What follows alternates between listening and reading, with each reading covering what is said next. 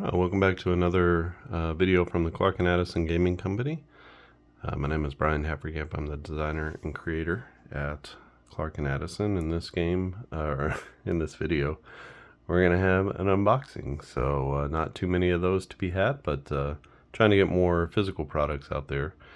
And this is going to be one of them. This is the 1986 On Base Baseball Pocket Edition. So finally came in the mail.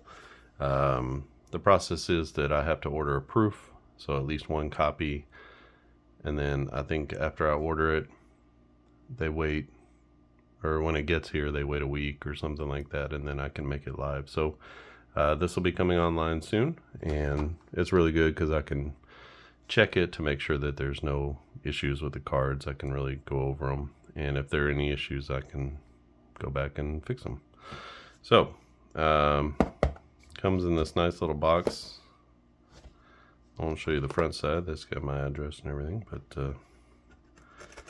you just come in here, one little cut, and then you can open the box this way. It's got a little top kind of thing on it, and there it is. So, complete season replay in a box. You can see it clearly in 1986 season.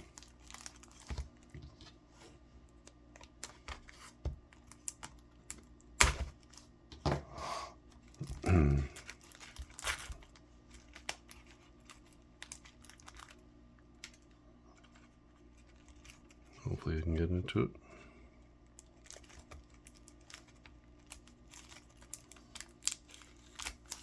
Okay.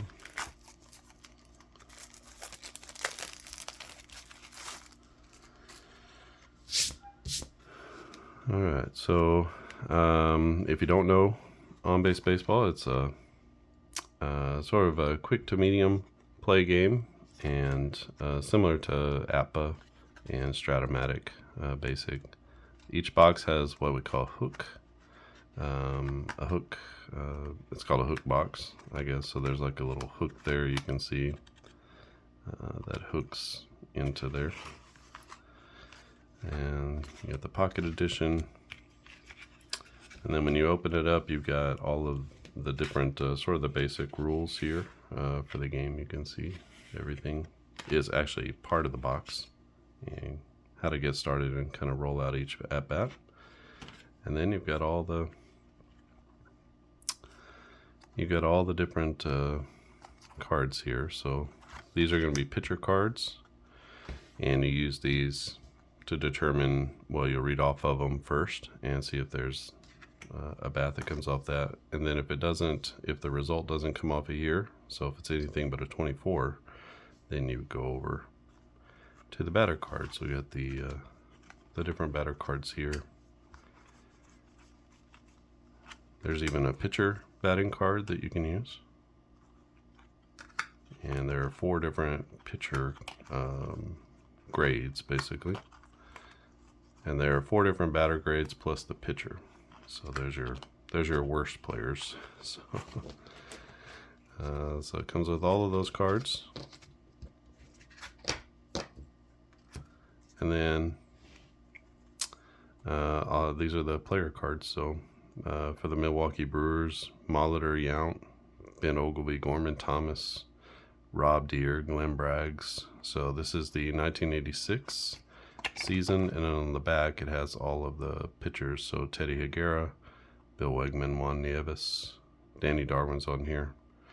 Dan Plesac is one of the relievers. So all the red for the pitchers are the starters, and the relief pitchers are in red.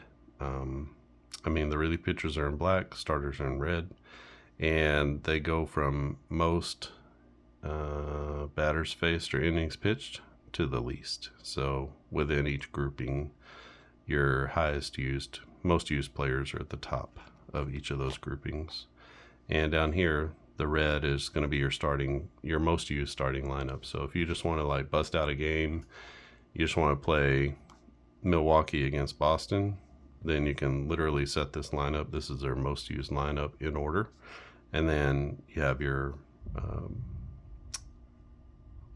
bench players down here. So 18 batters and up to 18 pitchers. They used looks like they used 17, so they had space for one more. Some some teams use more, some teams use less. They have 16. But this is the Red Sox team that made it to the World Series. So Boggs, Barrett, Buckner, Rice, Baylor, Evans, Armas, Gedman, and Owen. And then you have all of your bench players down here, including Dave Henderson. So you can get Dave Henderson in there. Clemens, Oil Can Boyd, Bruce Hurst, Al Nipper, Tom Seaver on this team. Bob Stanley, who was pretty outstanding in the bullpen. Calvin Schiraldi on that team, who pitched really well. One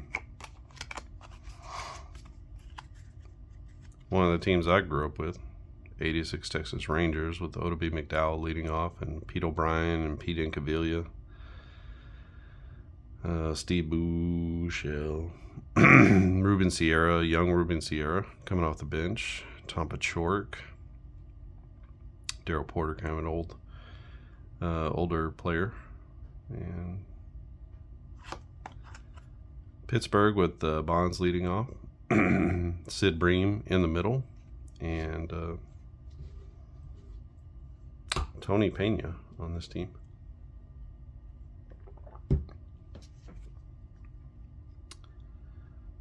Bobby Bowe is on the bench, coming off the bench for them. Wally Joyner, young Wally Joyner, Brian Downing, Doug DeCinces, kind of maybe an older version of Doug DeCinces, and definitely an older version of Bobby Grich.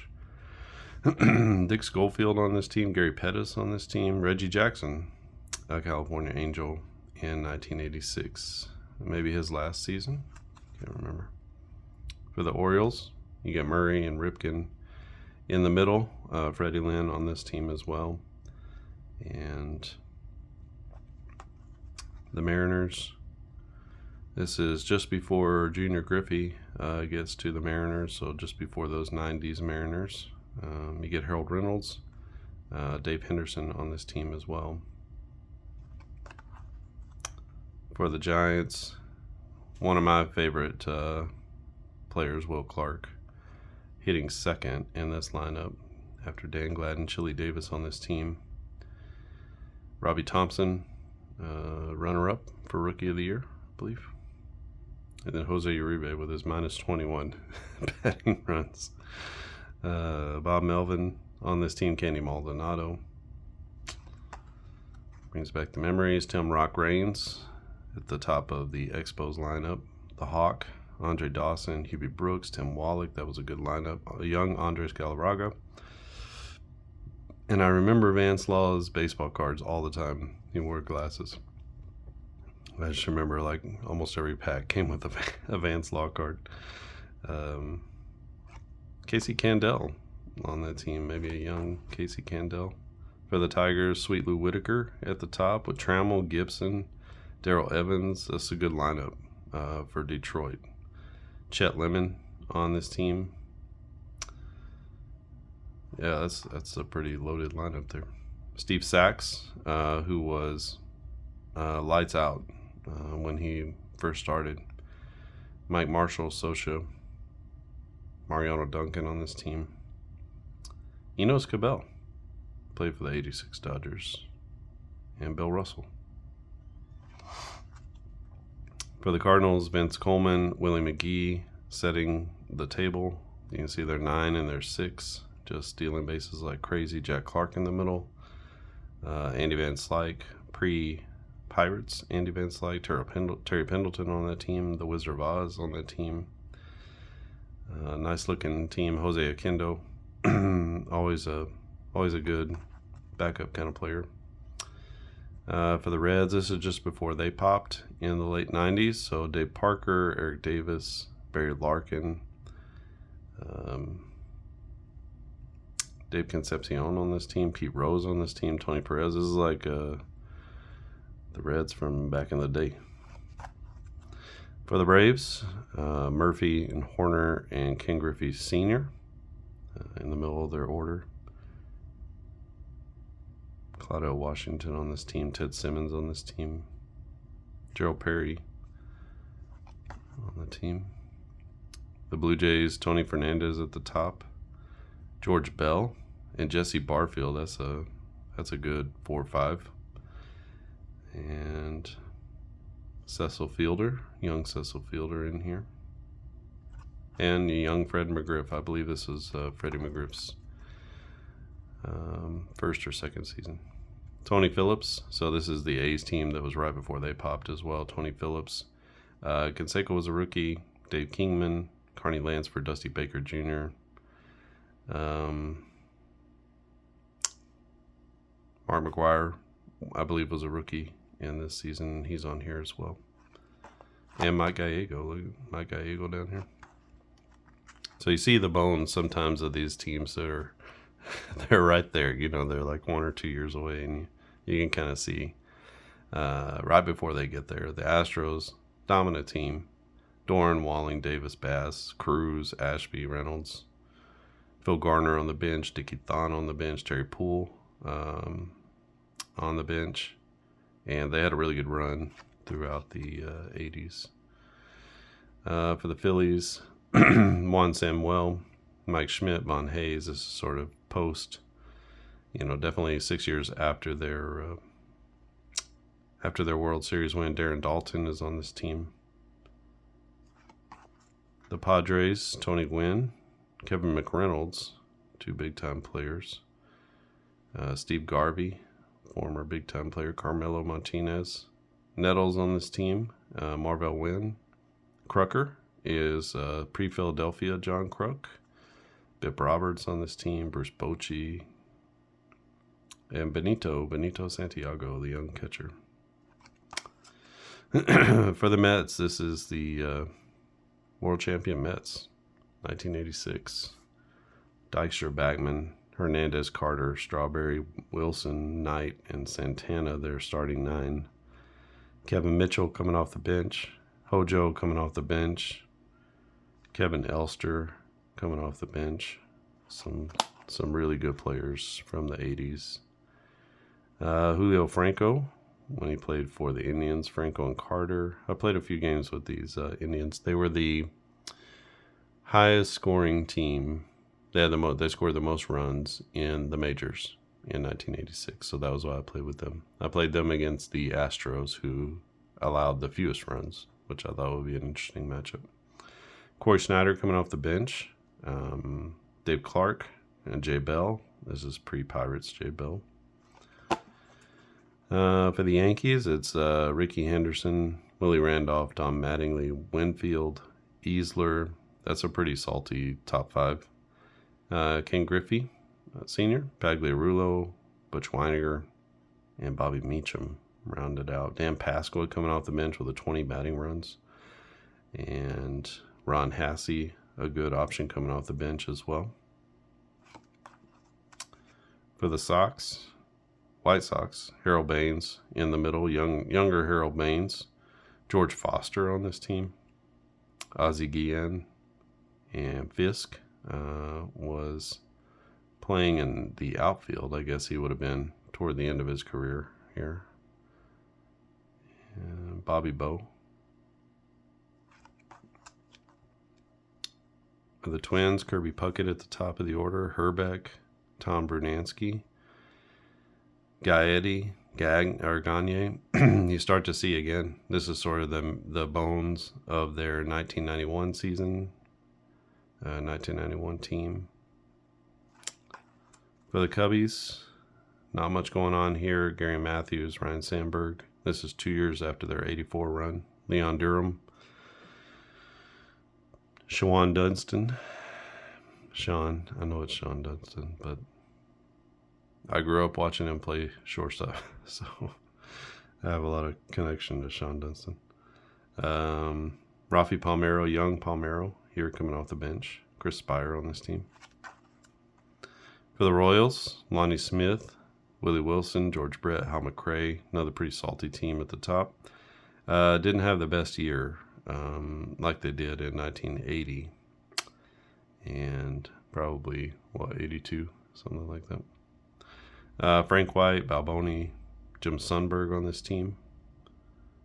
And Kevin Seitzer, Bo Jackson. This is, I want to say, Bo Jackson's rookie year. Paul Molitor, Robin Yount, Ben Ogilvy, Gorman Thomas, went through those guys. Billy Joe Robideau, one of my favorite names. The all-name team. So we're back around to the top, I guess. And then on the backside, got Clemens, Boyd, Hurst. You can see 30 as a stamina, 281 fit for Clemens. Charlie Huff, the old man for the Rangers, and Bobby Witt, young Bobby Witt here. Really young Kevin Brown, but look at that, 19 stamina, 117 FIP. So he was ready to get it rocking. Mitch Williams, the wild thing on this team. The Pirates, Roden and Russell at the top, pretty solid, but not much going on after that.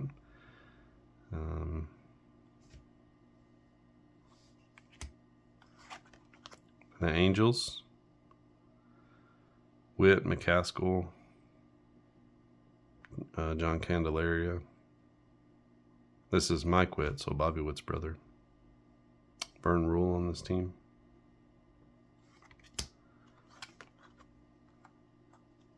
Here we see the maybe the beginnings, I want to say, of those Baltimore teams that got real good. Boddicker, McGregor, Flanagan, Storm Davis. I only remember Storm Davis as an Oakland A. Dennis Martinez, Presidente. Seattle, Mark Langston. I recognize too many others there. For the Giants, Kruko, Lacoste, Vida Blue on this team. Steve Carlton on this team. Scotty Garrelts had a nice season. They had some pretty salty relievers here. Mark Davis, Jeff Robinson.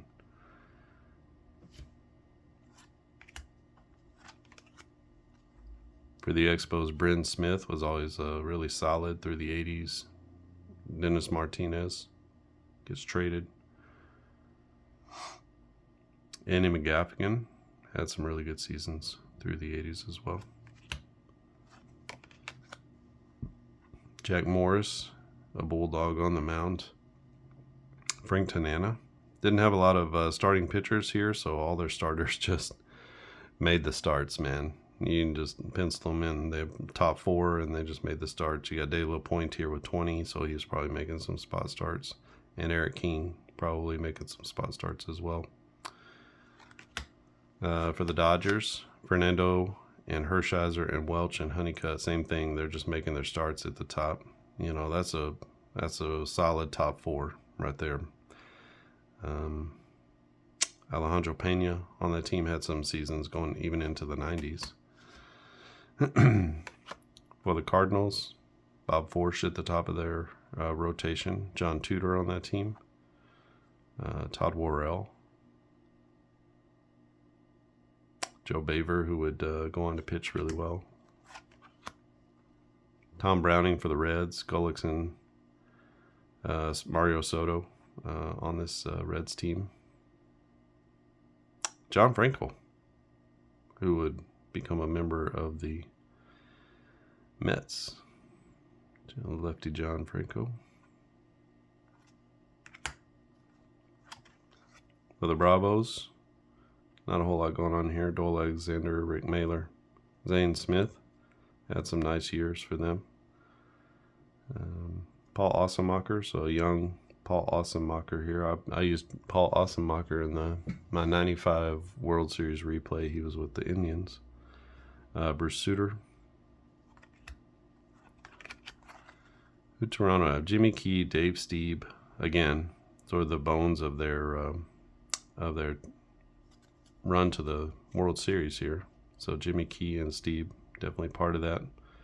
Tom Henke on this team, who would become a big part of that 92-93 run. Jose Rio for the A's.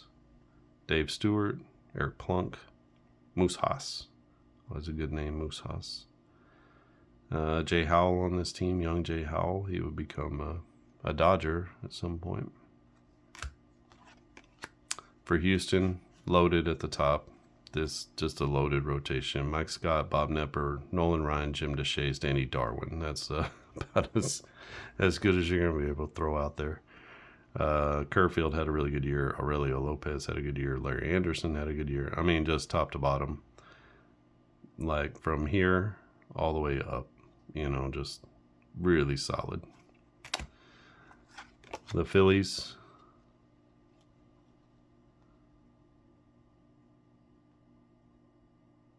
I don't know. Bruce Ruffin, Steve Carlton, I recognize them. Marvin Freeman, I recognize him. Steve Bedrosian on this team. Mike Maddox on this team. I watched the Maddox, documentary. And they had a lot about him and his brother. And there was a game that they played against each other in 86, I believe. 86, first year that Greg Maddox came up. So, came up in September. I want to say 86. For the Padres, Andy Hawkins, who once threw a no-hitter, I believe, and lost. He threw a no-hitter and lost a game. Dave Dravecky, who would become a Giant a little bit later in his life. Eric Shaw, Ed Whitson, some good pitching here. Rich Gossage, so the Goose, on the Padres team. The Mets, also loaded. Gooden, Darling, Ojeda, Fernandez, Aguilera. About as good a starting rotation as you're going to throw out there. Roger McDowell on this team. Jesse Orozco. Young Randy Myers. He'd become part of the Nasty Boys in Cincinnati. For Cleveland, Tom Candiotti, the knuckleballer, and Negro, both knuckleballers. Greg Swindell, young Greg Swindell on this team. And I did not have a lot of success when I played with these guys. The pitching was a little suspect. So they could hit the ball. But boy, they gave up a lot of runs. Dennis Rasmussen, Ron Guitry, Joe Niekro, Doug Drabeck, young Doug Drabeck on this team. Bob Tewksbury, Tommy John. So the Yankees had some good pitching. Dave Righetti on this team. And for the White Sox, not a lot going on here. Jose De Leon, Tom Seaver, Steve Carlton. They had the old man club here. Bobby Thigpen, young Bobby Thigpen on this team, but already 311 FIP. You can see where he would be coming on. He became one of the most dominant closers in the American League. For the Twins, Blyleven, Viola. Again, you can see it's kind of the bones of the 91 team.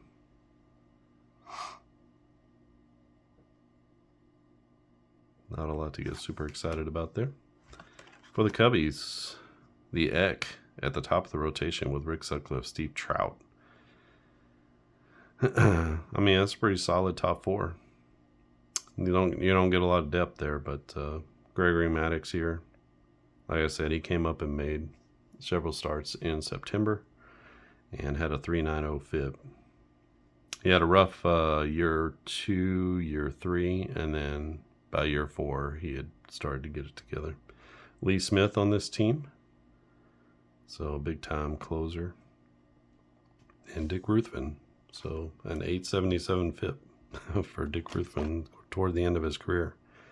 And those Royals, Charlie Leibrandt, Dennis Leonard, Danny Jackson, Mark Gubaza, Brett Saberhagen, another really salty top 5. Bud Black on this team, Quisenberry still on this team. And again, they're really leaning into their starting pitchers for the Royals. Not a lot of late innings to be had here. David Cone, a young David Cone on the Kansas City team. So I'm just walking through all those. So that's what you get. So basically you're going to take these cards and you'll take the score sheet.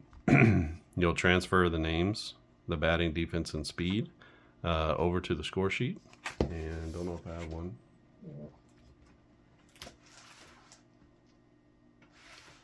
I don't think I have one within arm's distance, but you can just transfer them over to the score sheet. Same thing with the pitchers. You'll transfer their name, stamina, and FIP over to the score sheets. And then I like to lay out my cards, something similar to this. Is sort of your best hitters, your second best, and kind of lay them. You can see that. Lay them out something like that. If you have a pitcher, put them there, and then, it depends on who's, who the cards are. If you don't want to do the pitcher, you could do like each pitcher here, and then you have your score sheet over here.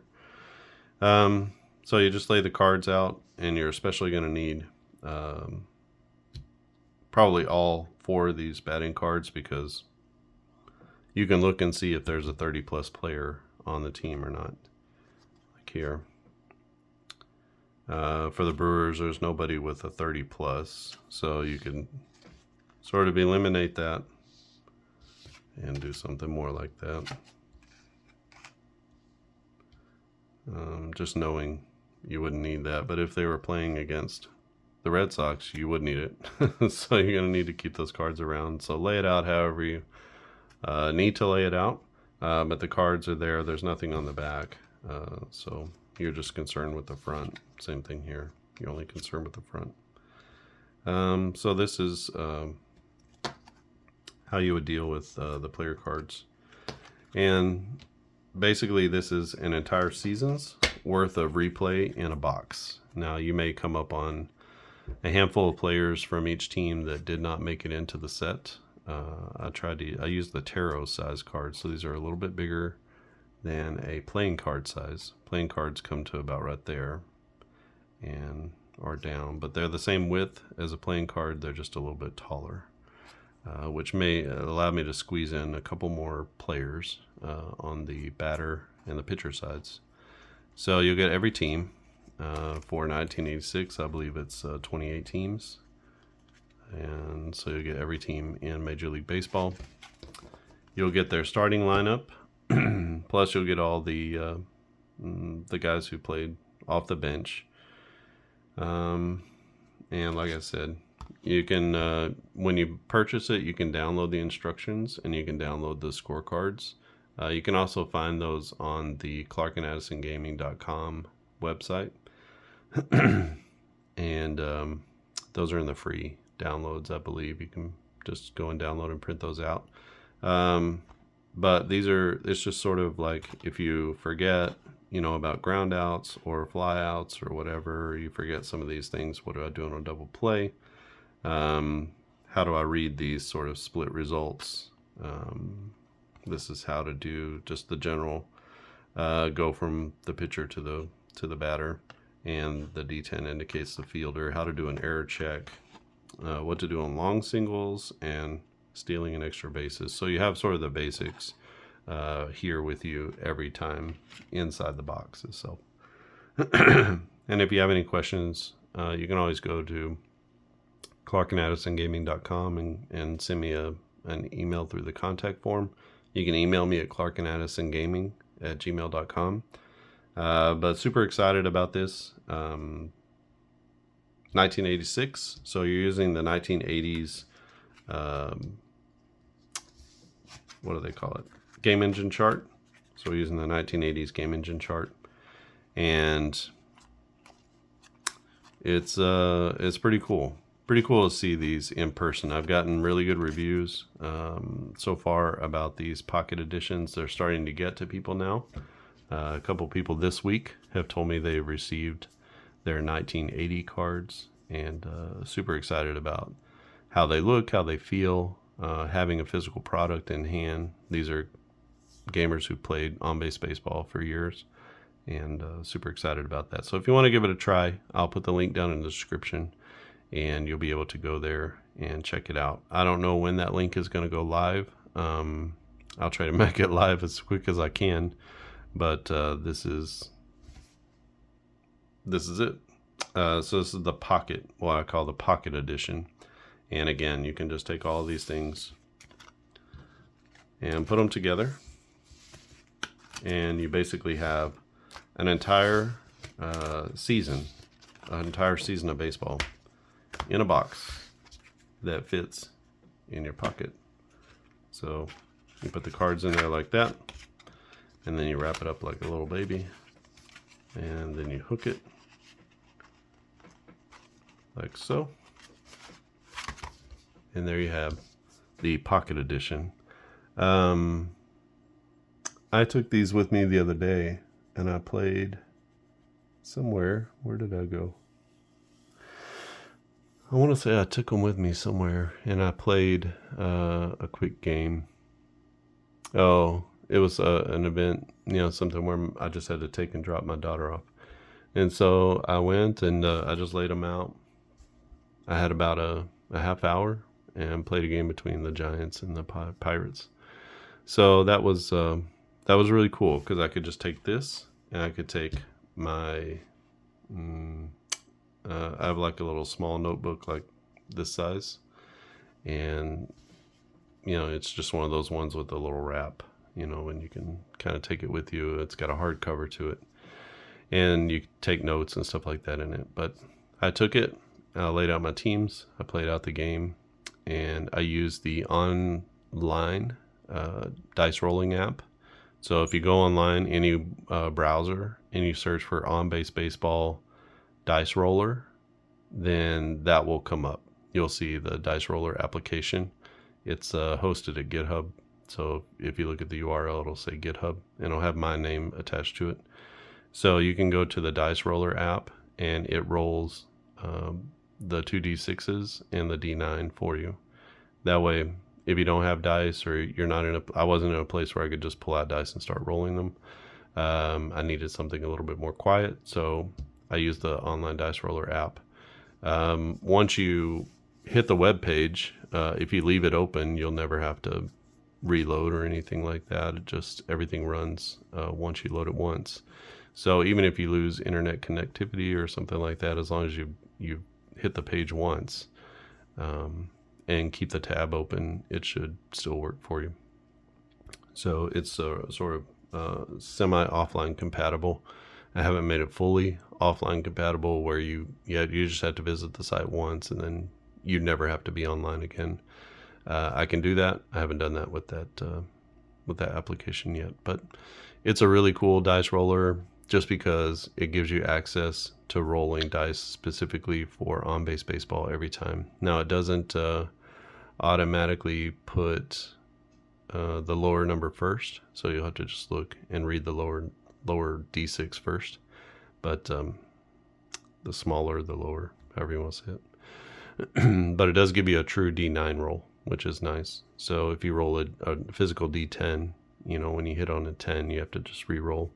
But you don't have to do that with the D9. All right. I think that's it from here. If you have any questions or comments about this, please leave them down in the comments section, and I will get to them very quickly. If you have any questions about the game, you want to know anything, or you have questions about how to do something, or something doesn't make sense, you can email me at clarkandaddisongaming@gmail.com. Like I said, you can go to clarkandaddisongaming.com, hit the contact form, and send that. That gets to me as well. And also, there are lots of seasons. So accompanying, or before releasing the Pocket Edition, I actually released the cards and roster sheet set for 1986. So you can actually go get, if you prefer physical player cards for everybody, you can go and pick up that set. Every set on there is $15. I believe this one is set for $19.99. And then, you don't get every single player out of this, but you do get the physical cards. So that's more than a bonus. It's really good. And it's going to take you probably 4 to 6 weeks between the time you order and the time you get this product. So this is print on demand. You don't send it to me and then I ship it out to you. What you do is you put in your order, they put you in line, you print, or they print everything here, and then they ship it out to you. So they're really good about letting you know, hey, your order is being fulfilled and it's going to be shipped, and they give you a tracking number right away so you can track your shipment. They come out of Wisconsin. So I'm pretty close to Wisconsin, so it only takes them a couple, 3 days to get here. Not sure what the shipping times would be if you're in the corners of the United States. But if you're in the Midwest, probably pretty quick. So go out and check it out. 1980, 1986 now. I have a pocket edition. And I'll be producing more of these seasons. It's really easy for the seasons that I already have. But I did the 1986 season new. So maybe I can go back and do some of the newer seasons and see about getting some newer seasons into the set as well. I have to think about how to do the pictures because in 2023 they use a lot of pictures. And so maybe I have to apply some limits to the starting pitchers or to the relievers or both, just so that we don't get a bunch of starting pitchers and like 4 relief pitchers. So don't want to do that. So we'll see about how that's going to work out in the end. But really excited to get this out. Really excited to get this thing moving and going with the physical cards. And hopefully this is a good addition to your stockpile. And it's very small. You can see you won't have to worry too much about storage for these pocket editions because they're already self-contained in a very small box. All right. If you like this video, give it a thumbs up. If you haven't subscribed yet, but you find yourself coming back here all the time, just click on subscribe and you'll be notified anytime there's new content. And very thankful. We're at almost 250 subscribers, so very, very thankful for that. We've had this channel up for a little more than a year, and I think in the summer of last year is when we started. So a little bit more than a year, we're at 250 subscribers. There's lots of game content here if you want to watch demos, me playing the games. If you play any of my games, football, baseball, basketball, whatever, consider sharing them with others, putting them on online forums, and just letting people know, hey, this game is great. We had a little bit of criticism about on-base baseball this week from a long-time and very popular gamer who just didn't like the format and some other things about it. A little too simplistic for him, which is fine. I know that this game doesn't appeal to everybody. The reality is on-base baseball came from the same roots as APA and Stratomatic. So I went all the way back to the very beginning of Dice Baseball and sort of did research and came up with a version of a kid's game, like what you would do on the back porch with your friend in the 1940s or 50s or 60s. And so I was looking at kids games and just sort of basic kid games, 2 through 12, 2D6 games. And then out of that created something with a few more layers to it. So instead of just rolling for the batters, now you have a pitcher integrated system, and how those two things connect and how those two things work together in concert with one another gives another layer of variation. And then within that, you split out the batters into 4 different segments, and then you split out the pitchers into 4 different segments. So instead of just going off of their ERA and batting average and home runs and stuff like that, I integrated sabermetrics. So any of the numbers that you see here are based off of sabermetric stats. So the batting value is batting runs, and the defense value is a stat called defense, and that's a sabermetric stat from fangraphs.com that incorporates all aspects of defense. So it's like his total defensive play. And then for the speed rating, that is a Bill James sabermetric value from back in the 80s. Still a good one, but has been subsumed by BSR and some other different running ratings that where they've split out base running and weighted stolen bases and stuff like that. So they split everything out, but in his value takes into account stolen bases and takes into account a little bit of base running and the player's speed on top of that. So it's a good metric. It's just there are more detailed and probably better metrics to use. But I would have to convert those because they're on a 0 scale, like where it's plus or minus. I really wanted something that was kind of a 1 to 9, 1 to 10 scale, just so that it would be easier to work with the D9 that I already had. So I went with speed, and it seems fine. Like if you put it up, the fast players are fast and the mid-level players are mid-level. The slow players are slow, just like you would expect.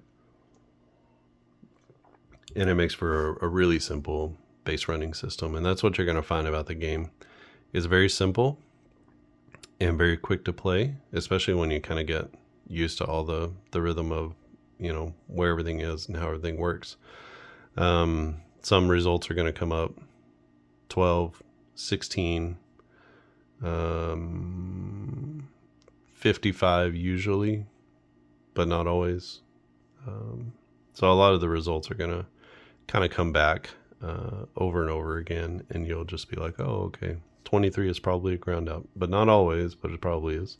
25 is probably a fly out with an error check, but not always. And so you kind of get used to some of these results and waiting for them to come around.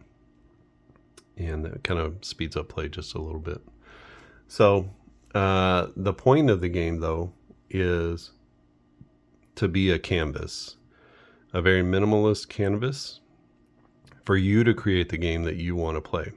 So if you're a DIY gamer, it's perfect for you.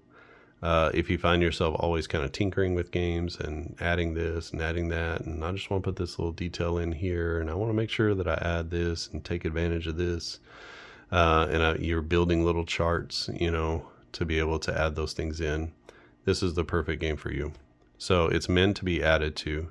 So modularize it, mod it up, put whatever you want to into the game. You can even bring in parts of other games, and you can bolt it on to this game if you want more detail, or you really like how strat does something, or you really like how payoff pitch does something. Bring that into the game.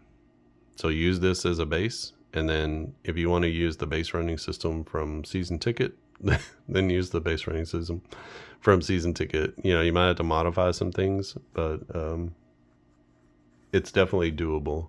I've even modded on parts of Precision Baseball onto this game at different times. So using the fielding chart. So it's a very customizable game.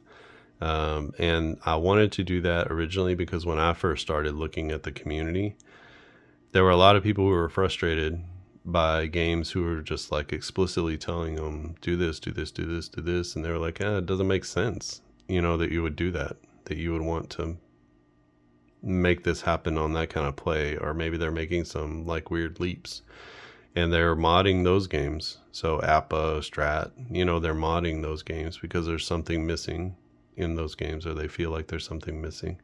So I felt like, well, what? And some people were frustrated by the fact that people are modding those games, and I just thought, why fight it? If there are gamers out there that want to play, and there's a large group of people who want to kind of create their own game, but they need something to start with. Why not do that? And so I created On-Base Baseball. I released On-Base Baseball. It's free. In fact, if you go to onbasebaseball.com, you can, if you go to clarkandaddison.com, you can go to the free section, download the DIY kit, and that's going to give you the score sheets, and it's going to give you the game guide, and it's going to give you the chart. So it's going to give you the most modern chart that I have. So it would be for like modern baseball. But I also have provided the other charts from different decades, and you can find those to download. And so you can actually take these games and you can modify the charts. Everything is there in black and white for you. Just cross it out and put in whatever result you want. The doubles are 2.78% chance. The others are a 5.5% chance. So go at it, man. Like, just put in the results that you want. If you want Mark McGwire to have more home run opportunities to match his actual home run percentage, you can figure out his home run percentage on the cards. If there's only one, it's about a 5.5% home run percentage. And if that's not enough, then add in a home run on an 11 or something. I don't know. Like, it's totally moddable for you. And if you have his card and you printed it out and you want to just mark, hey, I think that he should have more strikeouts, or I think that he should have more of this. Try it out, put it on there, put it in pencil, and then and then try it out, and then create your own cards out of it as well. It's really okay to me that you do that. I'm not looking over your shoulder and saying, hey, you're not playing that right. It's just that I don't have the bandwidth to go through, and I tried this, going through every single player, doing lefty righty splits. Like, I did all these different things early on, and you'll see that in some of the early versions of the cards. So 2019 and one of the World Series sets, maybe the 70 World Series set, maybe. It's a lot of work, to go through and modify it based off of every player's, just their K percentage and their walk percentage to get that into a place that's quote unquote right. I wanted to keep the game more simple than that. Once I figured out how I could do that, now I can produce seasons much more quickly, which to me feels like more important than going through and making everything, especially now that I have precision baseball. The game of dice baseball is a great game. So I have some games that are a little bit more detailed, even quick pitch baseball. If you don't know about that one, quick pitch, quickpitchgame.com. I think it's quick pitch game. And that's totally from a pitcher's perspective. So like, where a lot of games, they come solely off of the batter card, and this one comes solely off of the pitcher card. And then you'll see elements of precision baseball in the interplay between the pitcher and the hitter, especially. But Quick Pitch is a really cool game. I have this 86 season for Quick Pitch, and so you can check that out. But it was totally a test, seeing, can I create a season that comes totally off of the pitcher card instead of the batter card. I've never seen a game where all the results start solely off the pitcher card. There's usually some sort of interaction between the two, with the batter and the pitcher. But it's like, just like this one starts at the pitcher, and if there's nothing, then you go to the batter. With that game, everything starts off the pitcher card, and then occasionally you'll go to the batter card for like a hit type, or what type of out did he make, a fly ball, line drive, whatever. So it's more, the batter card is more about the quality of the play than it is about the substance of the play. The substance comes off the pitcher card. So kind of a fun and interesting. Some guys really like that, some gamers, and some don't. Probably most don't. They think it's probably a little bit skewed. But I was just testing out a theory that the pitcher is the most important person on the field. And so everything should run. Every play does literally run through the pitcher. So what would that look like in a tabletop game? And it's kind of testing out a theory there. Maybe I'll get back to putting more seasons out, but I've got a few popular seasons for that game. So you can check that out. And I've got tons of others. I've got a Yahtzee-based game. I've got one quick pitch baseball, which is, not quick pitch, quick play baseball, which is also a very fun quick play game with a few different modes that you play with a deck of cards, and super portable and mobile. And you get a bunch of players just with one of those purchases. You get like anywhere between 15 and 18 seasons of players rated for those cards. So you get a ton of players. You could buy one season, one purchase of those, one era, I call them. You could buy one era and then not have to buy anything again for a long time.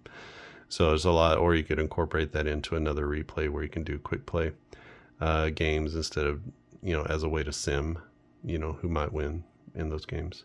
But it's a little bit more involved than just a regular old sim where you just push a button and get a score. So there's lots of different things that you can do. I've got lots of ideas. Play Action Football is a new football game. So just go to clarkandaddisongaming.com, and if you're on a desktop, click that big green button, and it'll take you to all the games that are available.